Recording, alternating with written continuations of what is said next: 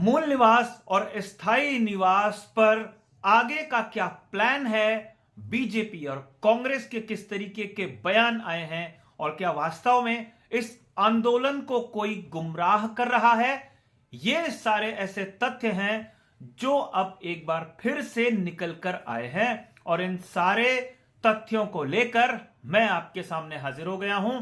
लेकिन हर बार की तरह आग्रह मेरा यह है, इस खबर को आखिर तक जरूर देखिएगा, खबर को लाइक जरूर कीजिएगा अगर आपने इसे पसंद किया हो, इस खबर पर अपनी राय भी जरूर जाहिर कीजिएगा और चैनल को सब्सक्राइब आप जरूर कर लीजिए।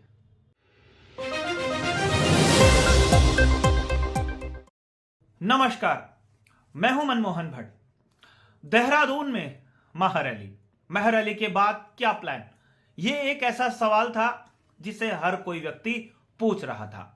खबर आई कि अब देहरादून के बाद हल्द्वानी में एक महारैली का आयोजन किया जाएगा और इसके लिए तमाम सामाजिक और सांस्कृतिक संगठनों को एक बार फिर से एक मंच पर लाने की कोशिश होगी। देहरादून के मुकाबले हल्द्वानी में जोरदार तरीके से रैली का आयोजन किया जाएगा। आंदोलनकारी या महारैली करने वाले या संघर्ष समिति यह समझ चुकी है कि यह एक ऐसा मुद्दा है जिस पर उन्हें जन समर्थन मिला है, न सिर्फ उत्तराखंड में रहने वाले लोगों का बल्कि उत्तराखंड के मूल के उन लोगों का भी जो उत्तराखंड के बाहर रह रहे हैं, क्योंकि वो भी अपना समर्थन देने के लिए यहां पहुंचे। कई पूर्व फौजी और कई फौजी परिवार भी इस रैली में शामिल हुए हैं। इससे संघर्ष समिति का उत्साह बढ़ गया है और इसी उत्साह के भरोसे हल्द्वानी में रैली करने की कोशिश शुरू हो गई है। लेकिन एक बड़ा सवाल यहां पर यह भी खड़ा हुआ कि इस महारैली पर किस तरीके का बयान, किस तरीके की प्रतिक्रिया देश की दो प्रमुख राजनीतिक पार्टियां देती हैं।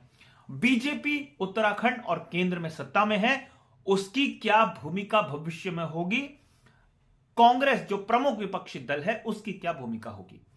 इन दोनों प्रमुख दलों की बात को अगर समझें, इनके बयानों का हम आकलन करें, विश्लेषण करें, तो स्पष्ट हो जाता है कि दोनों ही दल मूल निवास के मुद्दे पर एक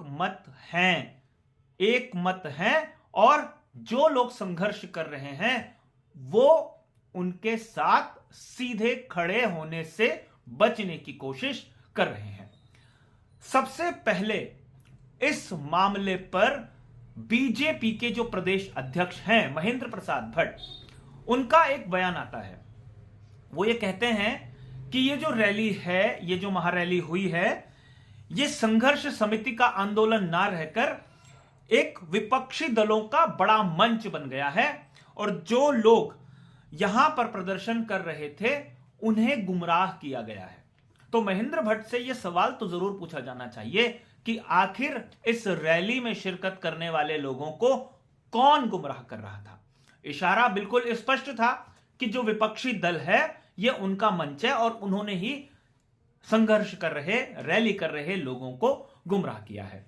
लेकिन अगर इन लोगों को गुमराह किया गया है तो मुख्यमंत्री पुष्कर सिंह धामी ने मूल निवास और स्थायी निवास को लेकर क्यों बयान दिए, क्यों स्थायी निवास के संदर्भ में उन्होंने बयान दिया कि मूल निवासी को स्थायी निवास प्रमाण पत्र से छूट दी जाएगी, और क्यों मुख्यमंत्री ने एक विशेष कमेटी बनाई जो लैंड एक्ट, मजबूत भू कानून और मूल निवास स्थायी निवास को लेकर एक आकलन करेगी, अध्ययन करेगी।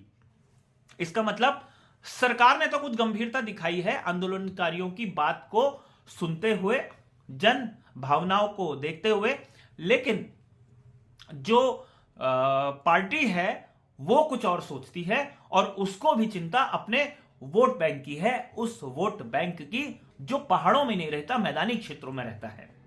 और जब हम इस दिशा में आगे बढ़ते हैं तो कांग्रेस का भी बयान इसी दिशा में आता हुआ नजर आता है। कांग्रेस के प्रदेश अध्यक्ष करण माहरा का एक बयान छपा है। स्पष्ट रूप से वो कहते हैं कि अभी बहुत जल्दबाजी होगा मूल निवास पर कट ऑफ 1950 को तय करना।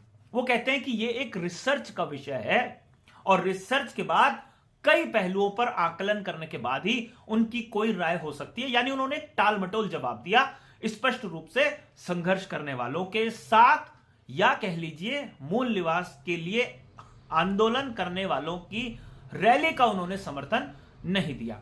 और जहां तक महेंद्र भट्ट के आरोपों का उन्होंने जवाब दिया, जो महेंद्र भट्ट ने कहा था कि विपक्षी दलों का मंच है, तो उन्होंने ये स्पष्ट कह दिया करण महारा ने कि ऐसा कुछ नहीं है, किसी को कोई गुमराह नहीं कर रहा है, बल्कि ये स्वतः स्फूर्त आंदोलन है, जैसे 1994 में उत्तराखंड राज्य की मांग को लेकर आंदोलन हुआ था। लेकिन यह बात स्पष्ट है कि दोनों प्रमुख दल मूल निवास के मसले पर एकजुट हैं, क्योंकि करण महारा ने भी कहा कि जो तराई के लोग हैं उनका इस राज्य में विकास में बड़ा योगदान है, उसे नकारा नहीं जा सकता और उन्हें बाहरी नहीं माना जा सकता। उनकी बात में तर्क भी है और दम भी है। देखना यह काफी महत्वपूर्ण होगा कि सरकार किस तरीके से जो कमेटी है उसकी रिपोर्ट को आकलन करने के बाद फैसला लेगी। कट ऑफ 1950 हो 1985 हो, यह मसला नहीं है। मसला यहां पर वास्तव में यह है कि जो फर्जी तरीके से स्थायी निवास प्रमाण पत्र बनाए गए और उन स्थायी निवास प्रमाण पत्रों को तमाम जगहों के आवेदनों में लगाया गया और ऐसे बाहरी लोगों का चयन कई प्रतियोगी परीक्षाओं में हो गया जो वास्तव में उत्तराखंड के स्थायी निवासी नहीं थे, जिन्होंने 10वीं और 12वीं बाहर से किया। असली मुद्दा यह है और मूल निवास को समझने की आवश्यकता है कि मूल निवास या स्थायी निवास इसलिए होता है ताकि उस क्षेत्र की निचली श्रेणी की जो नौकरियां हैं वहां पर स्थानीय लोगों को तरजीह मिली। और शायद यह बात कहीं ना कहीं समझने की आवश्यकता है दोनों राजनीतिक दलों को, और सरकार को भी मूल निवास और स्थायी निवास प्रमाण पत्र से ज्यादा इस बात पर ध्यान देना है कि जो भर्ती परीक्षाएं हो रही हैं उसमें दस्तावेजों की जांच गहनता से की जाए और जो फर्जी प्रमाण पत्र लगाए जा रहे हैं उनका ठीक से वेरिफिकेशन हो और ऐसी गड़बड़, ऐसा फ्रॉड करने वालों के खिलाफ सख्त कदम उठाया जाए, ना कि पहाड़ और मैदान की जो लड़ाई है उस लड़ाई को और भड़काया जाए, उसमें और आग में घी डाला जाए। उससे कुछ होगा नहीं। वास्तव में अगर स्थानीय व्यक्ति को फायदा दिलाना है तो जो फर्जी प्रमाण पत्र, फर्जी स्थायी निवास प्रमाण पत्र बनते हैं उन प्रमाण पत्रों को रोका जाना चाहिए और इसके लिए सरकारी सिस्टम में जो छेद है उन छेदों को बंद सरकार को करना पड़ेगा, तभी इस समस्या का समाधान हो पाएगा।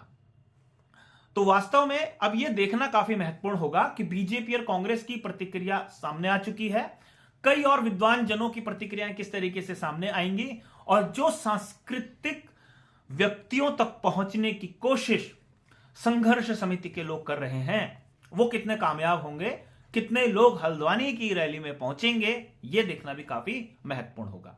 अभी के लिए साथियों इतना ही। अगली रिपोर्ट में आपसे फिर मुलाकात होगी, तब तक इजाजत दीजिए। नमस्कार।